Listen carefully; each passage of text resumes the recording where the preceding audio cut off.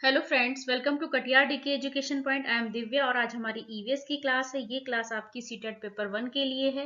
Class third की NCERT की जो आपकी बुक है हमारा अद्भुत संसार, वो बुक हम कर रहे थे और आज हमारी ये लास्ट क्लास है। और आज की क्लास में हम इसकी दोनों यूनिट नंबर 3 प्रकृति के उपहार और यूनिट नंबर 4 है ना, आसपास है क्या क्या, ये दोनों यूनिट आज की क्लास में हम कंप्लीट करने वाले हैं। तो चलिए क्लास को शुरू करते हैं। सबसे पहले आपका चैप्टर नंबर 7 क्या है? ये पानी है अनमोल। तो हम इसमें पानी के बारे में समझेंगे, पानी कितना अनमोल है ना, उसके बारे में समझेंगे हम इसमें। तो बारिश के पानी का क्या हुआ? जब बारिश होती है तो पानी का क्या होता है, वो कहाँ जाता है ना। जब बारिश हुई तब बहुत सा पानी धरती पर गिरा। आइए पता करें कि वह सारा पानी कहाँ गया। जब बारिश होती है तो पानी गिरता है, तो अब इसमें क्या कहा गया कि पता करते हैं कि वो पानी कहाँ गया है ना। अलग अलग सतहों पर वर्षा का पानी गिर रहा है ना। अब जब बारिश होती है तो अलग अलग तरह की जो सतह होती है उस पर वर्षा का पानी गिरता है। सोचिए इन अलग अलग सतहों पर इस पानी का क्या होता होगा। ठीक है, क्या बारिश का पानी मिट्टी में चला गया, या यह गड्ढों में इकट्ठा हो गया है ना, या फिर बहकर कहीं दूर चला गया। क्या आपने कभी देखा कि यह किसी छोटी सी धारा या नदी में जाकर मिल गया? तो बारिश का पानी जब बारिश होती है बेटा तो वो जमीन के अंदर चला जाता है, या फिर कहीं बहकर और चला जाता है, या किसी धारा में या नदी में जाकर मिल जाता है। तो आपने कभी ऐसा देखा है क्या? यहाँ पे ये पूछा गया। चलिए आगे बढ़ते हैं। क्या होता है जब बारिश रुक जाती है और सूरज निकल आता है?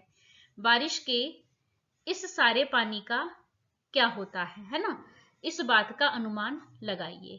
जब बारिश रुक जाती है और सूरज निकल आता है तो बारिश का जो पानी है इसका क्या होता है, यहाँ अनुमान लगाने के लिए कहा गया। जब मिट्टी बारिश का पानी सोख लेती है तो यह पानी जो है वो धीरे धीरे अंदर ही अंदर बहकर किसी धारा या तालाब में मिल जाता है। जब मिट्टी जो है पानी सोख लेती है फिर क्या होता है, ये पानी धीरे धीरे भूमि के अंदर ही अंदर किसी धारा या तालाब में मिल जाता है। कुछ पानी भूमि के नीचे चट्टानों और मिट्टी के बीच इकट्ठा हो जाता है। यही भूमि के नीचे वाला पानी हमारे कुओं में आता है ना, धाराओं में बहता हुआ यह पानी जाकर नदियों में मिल जाता है। बारिश का कुछ पानी गड्ढों, तालाबों, झीलों, सागरों और महासागरों में भी चला जाता है। चलिए आगे बढ़ेंगे हम। शिक्षक संकेत है ना, इस अध्याय का पहला भाग है ना तब पढ़ाया जाए जब आपके क्षेत्र में वर्षा हो रही हो। जो ये पहला अध्याय है ये कब पढ़ाया जाना चाहिए? जब बारिश हो रही हो। तब बच्चे स्वतंत्रता से इसका अवलोकन कर सकते हैं। वे प्रश्न पूछने, अनुमान लगाने, चर्चा करने, चित्र बनाने और अपने अवलोकनों को दर्ज करने जैसे अनुभव प्राप्त कर सकते हैं। चलिए आगे बढ़ेंगे हम। अब ये इमेज में देखना, ये क्या है? मिट्टी का घड़ा। ये क्या है? मिट्टी की सुराही। प्लास्टिक की बोतल, बाल्टी, तांबे का बर्तन, पीतल का घड़ा, कांच की बॉटल है ना। चलिए आगे बढ़ेंगे। जल चक्र है ना, जल, ये जो पीछे बर्तन दिखाए गए थे इसमें क्या है, इसमें पानी इकट्ठा कर सकते हैं है ना। जल चक्र क्या है? जल चक्र के बारे में बच्चों को कक्षा 4 में बताया जाएगा है ना। अभी क्लास थर्ड की बुक हम कर रहे हैं, लेकिन जल चक्र क्या है इसके बारे में बच्चों को कब बताएंगे? जब वो फोर्थ में आ जाएंगे। अभी बच्चों को केवल यही बताएं कि पक्की सतहों पर बरसात का पानी सूरज की गर्मी से सूख जाता है। बरसात का वह पानी जिसे मिट्टी सोख लेती है बहुत महत्वपूर्ण होता है, क्योंकि यह हमारे पानी के स्रोतों को फिर से भर देता है और पेड़ पौधों के बढ़ने में भी सहायता करता है। चलिए आगे बढ़ेंगे हम। हमारा भोजन है ना, आपका चैप्टर नंबर 8 क्या है? हमारा भोजन। अब यहाँ पर हम भोजन के बारे में पढ़ेंगे। चलिए आगे बढ़ते हैं हम इसमें। छप्पन भोग क्या है बेटा? छप्पन भोग एक विशेष प्रकार का भोजन है। इसे विशेष त्योहारों व शुभ अवसरों पर परिवार के सदस्यों, रिश्तेदारों, मित्रों व अतिथियों के आवभगत के लिए बनाया जाता है। इस भोग में 56 प्रकार के व्यंजन होते हैं और भोजन के 6 रसों का मिश्रण होता है। 56 प्रकार के व्यंजन होते हैं और भोजन के 6 रसों का मिश्रण होता है। कौन कौन से 6 रस? मीठा, तीखा, कसैला, खट्टा, नमकीन और कड़वा। तो जो हमारे भोजन के 6 रस हैं बेटा वो कौन कौन से हैं? मीठा, तीखा, कसैला, खट्टा, नमकीन और कड़वा। चलिए आगे बढ़ेंगे। हम तरह तरह की चीजें खाते हैं, ये बात बिल्कुल ठीक है कि हम तरह तरह की चीजें खाते हैं। जैसे गर्मियों में हमें आइसक्रीम या कुल्फी खाना अच्छा लगता है ना, खूब पानी पीते हैं, हम छाछ पीते हैं, नींबू का पानी, आम पन्ना, गन्ने का रस, नारियल का पानी पीना हमें ये अच्छा लगता है। गर्मियों में हमें आम और तरबूज मिलते हैं। गर्मियों के जो मौसम होता है वो गर्म होता है ना। तो जब गर्मी होती है बेटा तो हमें क्या क्या खाना पसंद आता है? हमें आइसक्रीम कुल्फी खाना अच्छा लगता है, हम पानी बहुत पीते हैं, है ना। छाछ पीना पसंद आता है हमें, नारियल का पानी पीना अच्छा लगता है, गन्ने का रस, है ना। तो ये सब कुछ हमें बहुत अच्छा लगता है। यहाँ इमेज में देख रहे हैं आप, नारियल पानी, आम का रस, है ना, आम पन्ना, संतरे का रस और नींबू पानी, है ना। चलिए आगे बढ़ेंगे हम। अब इसी तरीके से सर्दियों में भी तो सर्दियों में हमें क्या अच्छा लगता है?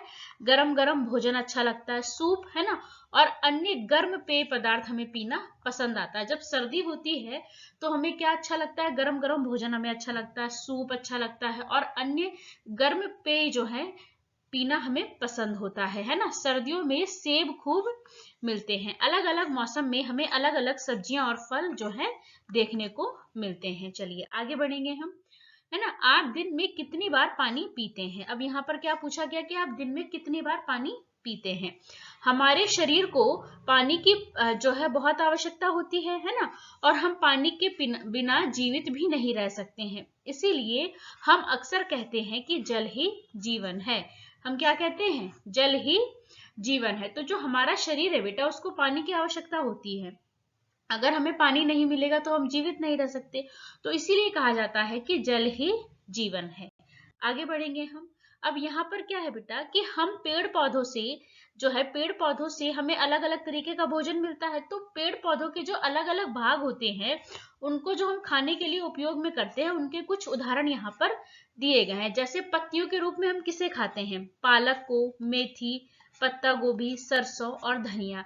तो इसका हम कैसे खाते हैं? पत्ती के रूप में खाते हैं। ऐसे फल के रूप में हम क्या क्या खाते हैं? अमरूद, चीकू, सेब, आम, है ना, संतरा, बहुत सारे फल हैं, है ना। तो इनको हम यहाँ पे जैसे अरबी का पत्ता, है ना, तो यहाँ पर कुछ एग्जाम्पल दिए हैं। चीजें तो बहुत सारी हैं जिनको हम पत्तियों के रूप में खाते हैं, है ना, और यहाँ पर फल के रूप में। तो ये आपकी एनसीईआरटी बुक में जो पिक्चर दी थी मैंने वही ली है, इससे अलग भी आपके एग्जाम्पल हो सकते हैं, है ना। चलिए आगे बढ़ेंगे हम। अब जड़ के रूप में हम किसे खाते हैं? है ना, गाजर, मूली, चुकंदर, है ना। और तने के रूप में किसे किसे खाते हैं बेटा हम? आलू को, है ना, हरे बांस का तना, अदरक, प्याज, है ना। आगे बढ़ेंगे हम। बीज के रूप में हम क्या खाते हैं? अनाज खाते हैं, दालें खाते हैं, सूखे मेवे खाते हैं, है ना। कुछ लोग जो है जानवरों से मिलने वाली चीजें जैसे शहद, अंडे, मांस, दूध और दूध से बनने वाला घी, पनीर, दही आदि चीजें भी खाते हैं। चलिए आगे बढ़ेंगे हम। स्वस्थ रहो, प्रसन्न रहो, ये है आपका चैप्टर नंबर 9। तो यहाँ पर क्या है? योगा करने के बारे में, है ना, उसके क्या फायदे होते हैं और कैसे हमें स्वस्थ रहना है, इन सब चीजों के बारे में हम पढ़ने वाले हैं।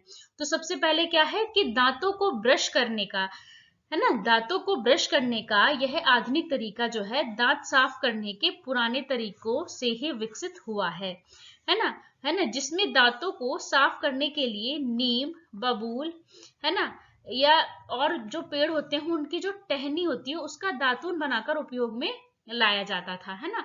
तो पुराने जमाने में जो नीम होती थी उसकी जो नरम सी टहनी होती थी उसको तोड़कर उसका दातून बनाकर ब्रश किया जाता था, है ना।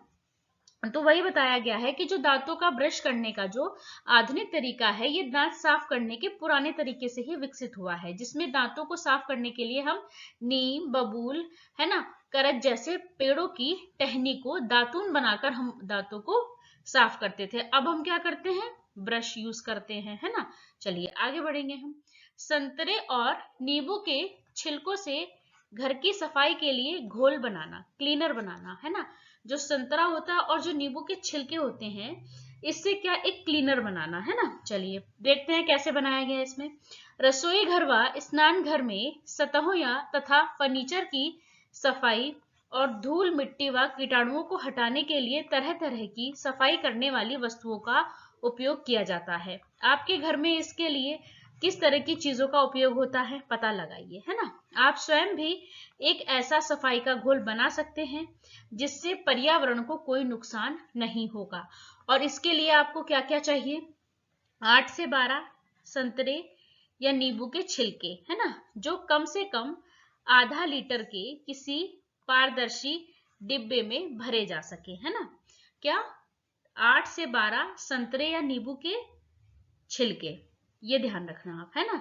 8 से 12 संतरे या नींबू के छिलके चाहिए हमें, और कम से कम आधा लीटर के किसी पारदर्शी डब्बे में भरे जा सके, है ना। 10 साबुत लौंग, है ना, 2 से 3 तेज पत्ते, 2 प्याले सफेद सिरका। सफेद सिरका कितना चाहिए, 2 प्याले। तो इस क्लीनर को बनाने का जो तरीका बताया गया है कि 8 से 12 संतरे या नींबू के छिलके ले लो, है ना, जो पारदर्शी डब्बे में रखे जा सके, आधा लीटर के पारदर्शी डब्बे में रखे जा सके।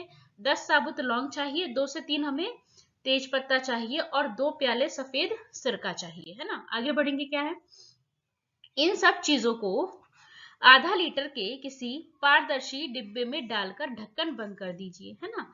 इस डिब्बे को कम से कम 2 सप्ताह के लिए ऐसे स्थान पर रखिए जहां धूप आती हो, है ना। 2 सप्ताह के लिए कहाँ रखना है, ऐसे स्थान पर जहां धूप आती हो। बीच बीच में इस मिश्रण को हिलाते भी रहें। 2 सप्ताह के बाद इनको छान लें, है ना। हर तरह की सफाई के काम में आने वाला सफाई का घोल तैयार है ना। घर के फर्श, है ना, और स्नान घर की सफाई के लिए, है ना, पानी से भरी बाल्टी में 1 प्याला यह मिश्रण मिलाएं, और फिर इसके बाद इसका कमाल आप देखें। चलिए आगे बढ़ेंगे हम। अब यहाँ पर क्या है, पशु पक्षी भी स्वयं को स्वच्छ रखना चाहते हैं। जो पशु पक्षी होते हैं वो भी स्वयं को स्वच्छ रखते हैं भाई। क्या आपने कभी देखा है कि बंदर एक दूसरे को साफ करते रहते हैं? वे एक दूसरे के शरीर के बालों से छोटे छोटे कीड़े निकालते हैं। आपने पक्षियों को भी देखा होगा कि वे अपनी चोंच से अपने पंखों को साफ करते रहते हैं। आगे बढ़ेंगे हम। अब यहाँ पर क्या है, अपने शरीर में गर्माहट जो है महसूस होती होगी, है ना, पसीना भी आता होगा। जानते हैं ऐसा कि ऐसा क्यों होता है? तो आपको जब शरीर में गर्माहट महसूस होती है, पसीना आता, तो ऐसा क्यों होता है ना। क्या है इसमें, दौड़ने कूदने जैसी गतिविधियों से जो है हमारा हृदय जो है कुछ अधिक कार्य करने लगता है ना। व्यायाम शरीर के लिए अच्छा रहता है। स्वयं को चुस्त स्वस्थ और फुर्तीला रखने के लिए जो है व्यायाम के बहुत से तरीके हो सकते हैं। चलिए आगे बढ़ेंगे। हमारे शरीर को मुख्यतः 3 प्रकार के व्यायामों की आवश्यकता होती है। कितने प्रकार के? 3 प्रकार के।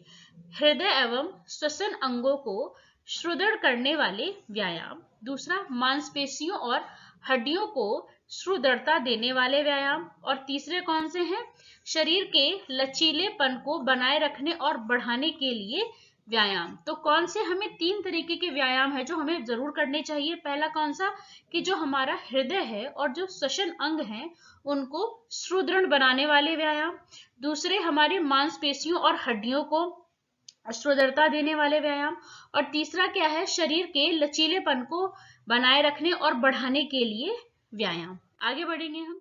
वस्तुओं की दुनिया, चैप्टर नंबर 10 है ये आपका। क्या है, वस्तुओं की दुनिया। अब यहाँ पर हम वस्तुओं के बारे में पढ़ेंगे।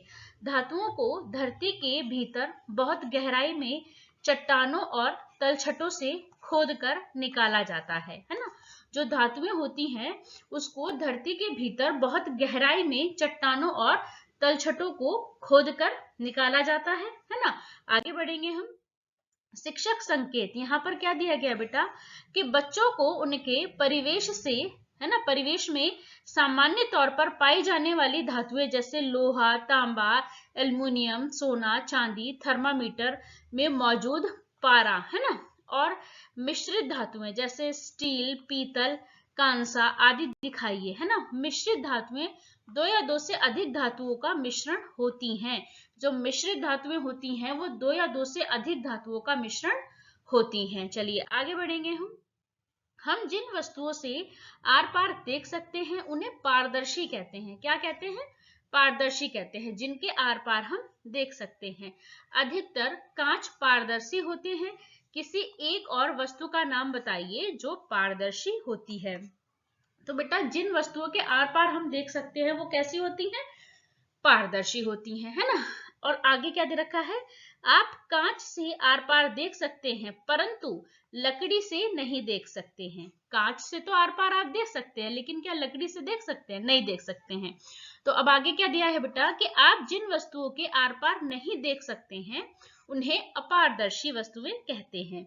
तो बेटा जिन वस्तुओं के आर पार हम देख सकते हैं वो हो गई पारदर्शी, और जिनके आर पार हम नहीं देख सकते हैं वो हो गई आपकी अपारदर्शी। तो कांच तो है आपका पारदर्शी, क्योंकि कांच के आर पार आप देख सकते हैं, लेकिन लकड़ी क्या है बेटा? अपारदर्शी, क्योंकि लकड़ी से आर पार हम नहीं देख सकते हैं। ठीक है, अब आगे क्या दे रखा है बेटे? यहाँ पे कुछ वस्तुएं इन दोनों के बीच की होती हैं। ठीक है, कैसी होती हैं? यहाँ पे इमेज देखिए आप, इनके बीच की होती हैं। इनसे आर पार पूरी तरह से साफ साफ दिखाई नहीं देता है। मतलब क्या कि आर पार जो है वो पूरी तरीके से साफ साफ दिखाई नहीं देगा। तो इन्हें क्या कहते हैं? इन्हें पारभासी कहा जाता है। तो यहाँ पर क्लियर हो गया कि जिनके आर पार हम देख सकते हैं वो क्या है? पारदर्शी है। जिनके आर पार हम नहीं देख सकते हैं वो क्या हो गई? अपारदर्शी हो गए। और ऐसी वस्तुएं जो इन दोनों के बीच की होती हैं, मतलब इनसे आर पार पूरी तरह से साफ साफ दिखाई नहीं देता, इन्हें क्या कहते हैं? पारभासी कहा जाता है। आगे बढ़ेंगे हम। कांच जो है अधिकांशतः रेत से बनता है।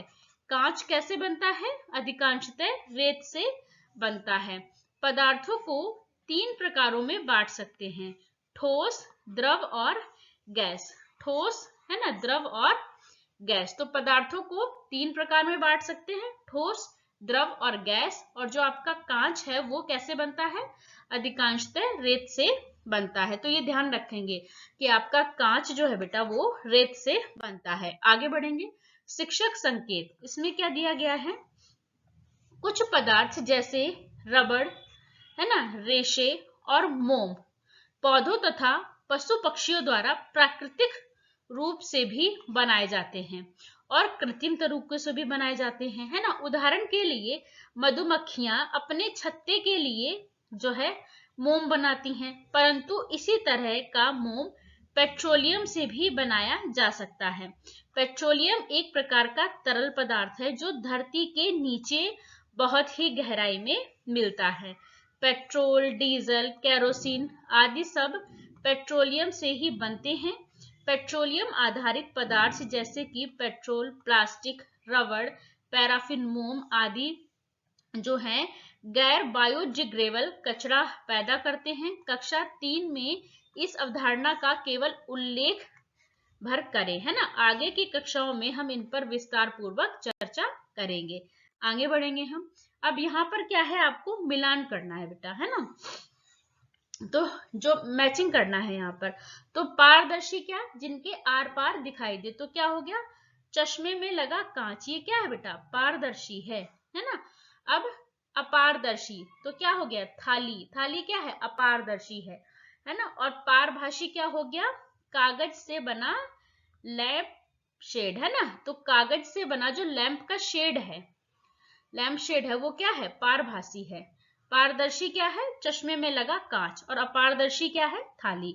और पारभासी क्या हो गया? कागज से बना लैंप शेड, है ना। चलिए आगे बढ़ेंगे हम।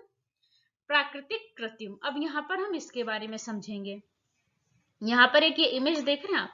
खुशी ने अपने चित्र में आम का एक पेड़ बनाया जिस पर बहुत सारे आम लगे हैं और एक चिड़िया बैठी है। पेड़, आम और चिड़िया मनुष्यों द्वारा नहीं बनाए जाते। यह प्रकृति में प्राकृतिक रूप से उपलब्ध हैं। इन्हें प्राकृतिक वस्तुएं कहते हैं। तो क्या समझ में आया बेटा कि जो चीजें मनुष्यों द्वारा नहीं बनाई जाती, जो प्रकृति में प्राकृतिक रूप से उपलब्ध हैं, उन्हें क्या कहा जाता है? प्राकृतिक वस्तुएं कहा जाता है। कुछ प्राकृतिक वस्तुओं में जीवन होता है ना, जैसे कि पेड़ पौधे और पशु पक्षी, जबकि कुछ प्राकृतिक वस्तुओं में जीवन नहीं होता है, जैसे चट्टानें, पानी और हवा। मनुष्यों द्वारा बनाई गई वस्तुओं को क्या कहा जाता है? कृत्रिम वस्तुएं कहा जाता है। जो वस्तुएं मनुष्य द्वारा बनाई जाती हैं उसको क्या कहते हैं? कृत्रिम वस्तुएं कहा जाता है, जैसे कपड़े, जूते, मेज आदि, है ना। चलिए आगे बढ़ेंगे हम। बर्तन बनाने के लिए मिट्टी तैयार करना, है ना। अब यहाँ पर क्या है कि इस गतिविधि को बड़ों की निगरानी में करें। अब यहाँ पर क्या है, बर्तन बनाने के लिए मिट्टी को कैसे तैयार किया जाता है?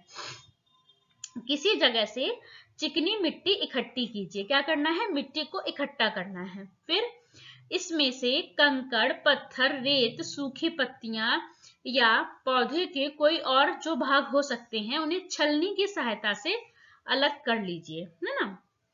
तो क्या करना है? चिकनी मिट्टी को इकट्ठा करना है, फिर उसकी जो गंदगी जो उसमें मिली है उसको छलनी की सहायता से अलग कर देंगे। फिर क्या है? किसी खुले बर्तन जैसे कि परात में पानी डालकर इसमें मिट्टी को भिगोना चाहिए, है ना। मिट्टी को भिगो देंगे हम। आगे क्या करेंगे?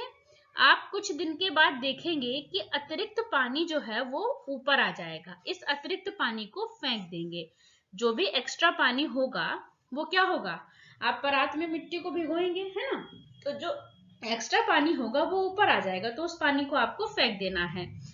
अब आप मिट्टी को सानिए, है ना, जिससे उसे एक बड़े से गोले का आकार दे सकते हैं आप, है ना। और इस मिट्टी से अपनी पसंद की कोई 2 वस्तुएं बनाइए। इन वस्तुओं को धूप में सूखने के लिए रख दीजिए। तो अब क्या करना है कि जब आप एक्स्ट्रा पानी को भी फेंक देंगे मिट्टी के ऊपर से, उसके बाद क्या करना है? मिट्टी को सानना है ना, है ना, जिससे उसे एक बड़े से गोले का आकार दे सके हम, है ना। फिर क्या करना है? अपनी पसंद की कोई भी वस्तुएं बनाइए और उन्हें सूखने के लिए धूप में रख दीजिए। आगे बढ़ेंगे हम। क्या आपने अपने शहर या कस्बे या गांव में कोई मूर्ति देखी है ना। क्या आप जानते हैं कि कुछ मूर्तियां भी उसी चिकनी मिट्टी से बनाई गई हैं जिनसे बर्तन या ईंट बनाई जाती है। यहाँ पर आप देख रहे हैं ये एक व्यक्ति है, ये क्या कर रहे हैं? मूर्ति बना रहे हैं। तो जो मूर्ति होती है बेटा वो भी चिकनी मिट्टी से बनाई जाती है, जिस मिट्टी से बर्तन या फिर ईंट बनाए जाते हैं। आगे बढ़ेंगे हम। हमारे देश के, है ना, कुछ गर्म स्थानों में मिट्टी से बने घर भी होते हैं, है ना। और ये घर जो है पारंपरिक तरीकों से बने होते हैं और भीतर से कैसे होते हैं? ठंडे होते हैं। इन्हें बनाने में मिट्टी के अतिरिक्त घास और लकड़ी जैसी प्राकृतिक सामग्री का उपयोग होता है। दीवारों और फर्श को चिकना बनाने के लिए बहुत से लोग सीमेंट के स्थान पर गोबर का लेप करते हैं। इससे घर में ठंडक रहती है और इसमें कीट आदि नहीं पनपते हैं। चलिए आगे बढ़ेंगे हम। अब यहाँ पर कुछ घर दिखाए गए हैं बेटा, है ना। ये क्या है? टेंट है एक तरीके से, है ना। ये क्या है? ऊंची सी बिल्डिंग है ना। ये पानी में देखिए नाव, है ना, शिकारा, है ना। और ये देखिए यहाँ पर एक घर की इमेज है। आगे बढ़ेंगे हम। अब यहाँ पर क्योंकि वो जो पीछे हमने पिक्चर देखी उसमें कुछ घर दिखाए गए थे, तो इसीलिए हम घरों के बारे में भी यहाँ पर पढ़ेंगे। असम में मकान, है ना। असम में मकान कैसे होते हैं? तो असम में क्या है कि हमारे घर जमीन से लगभग 10 से 12 फुट ऊंचे बने होते हैं।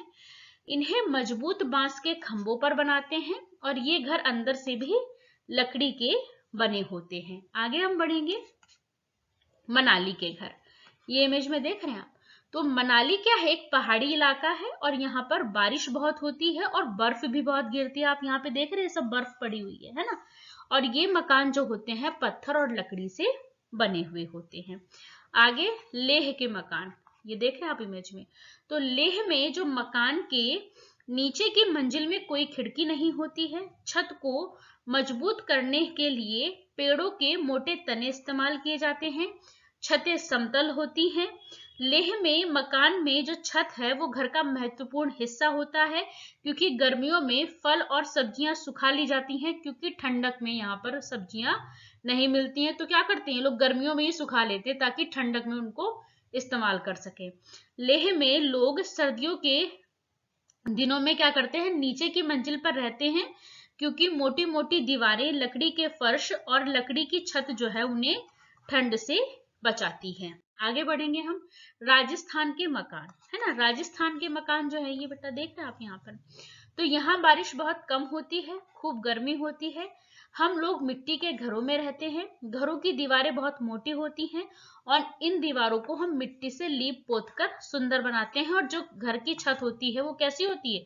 कटीली झाड़ियों से बनी होती है। कश्मीर के मकान, है ना, वहां पे आपने देखा था इमेज में शिकारा, है ना, हाउस बोट। ये क्या है? डल लेक और झेलम नदी दोनों ही श्रीनगर में है। क्या? डल लेक और झेलम नदी कहाँ है? दोनों श्रीनगर में है। हाउस बोट में एक खास डिजाइन बना होता है जिसे खत्म बंद कहते हैं। कश्मीर में जो है मकान की खिड़कियां बाहर से उभरी हुई होती हैं और उन्हें डब कहते हैं। आगे बढ़ेंगे हम। राष्ट्रीय स्वच्छता दिवस 30 जनवरी, है ना। तो राष्ट्रीय स्वच्छता दिवस कब मनाया जाता है? 30 जनवरी को मनाया जाता है। इसमें क्या है? हमारा उद्देश्य अधिक से बचे, बर्बाद ना करें।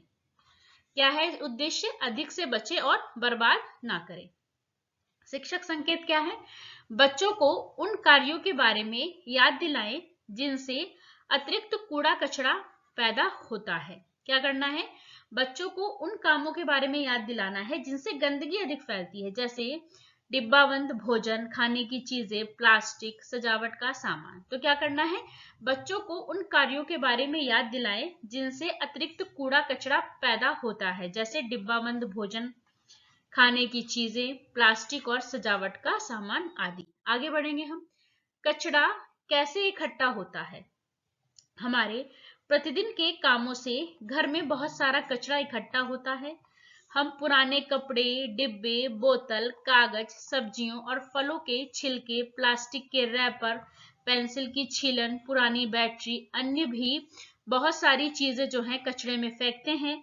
इनसे कचरे के ढेर इकट्ठे हो जाते हैं और ये कचरे के जो वही ढेर हैं जिन्हें आप अपने घर, विद्यालय और आस पड़ोस में देखते हैं। तो कचरा कैसे फैलता है? अब आपको पता चल गया कि हम कचरा कैसे फैलाते हैं, है ना।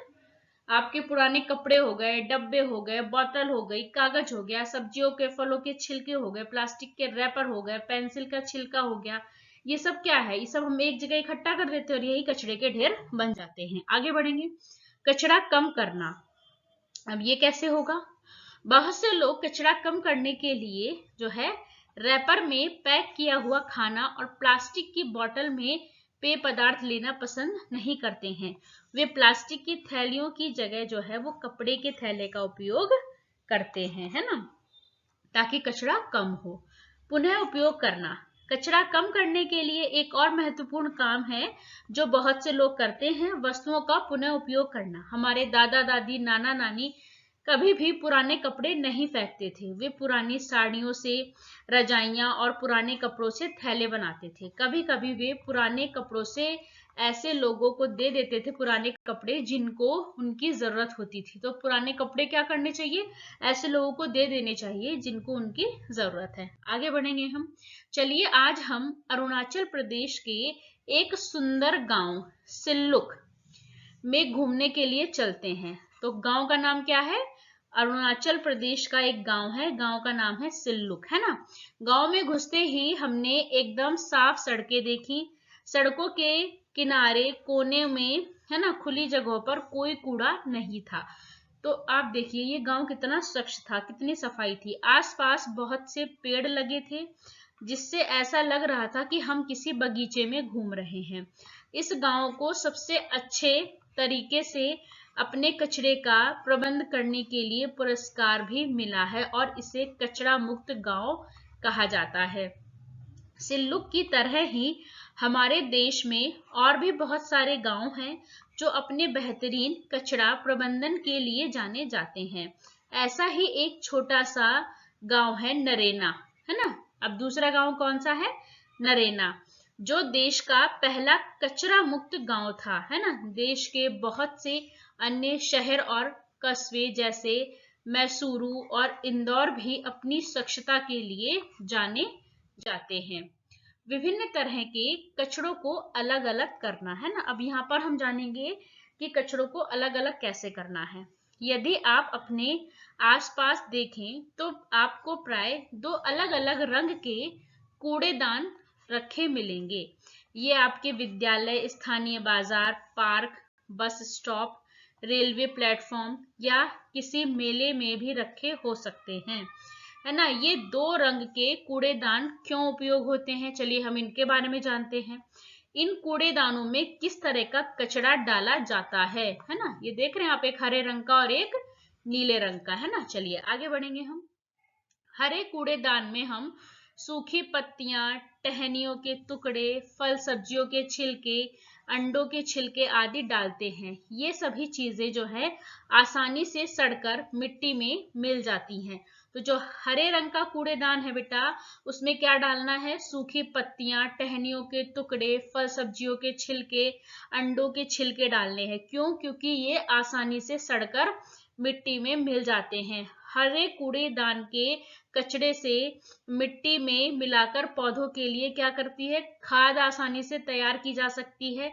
इससे मिट्टी में रहने वाले छोटे छोटे जीवों को भोजन मिल जाता है। चलिए आगे बढ़ेंगे हम। धातु, कांच, प्लास्टिक, कागज से बनी चीजें जो है वो नीले कूड़ेदान में डाली जाती हैं, है ना। इन फेंकी गई चीजों में मौजूद धातुओं, कांच और प्लास्टिक से नई वस्तुओं को बनाया जा सकता है। इसे पुनर्चक्रण कहते हैं। तो अब क्लियर हो गया कि हरे रंग का जो डस्टबिन है उसमें कैसा कचरा डालना है और जो नीले रंग का डस्टबिन है उसमें कैसा कचरा डालना है। तो यहीं पे आज हमारी जो 3rd क्लास की बुक है आपकी, हमारा अद्भुत संसार, आज ये पूरी कंप्लीट होती है। कल से हम ईवीएस पेडागोजी की क्लास करने वाले हैं। आपको वीडियो अच्छी लगी हो तो लाइक करें, शेयर करें, चैनल को सब्सक्राइब करें। Thanks for watching this video.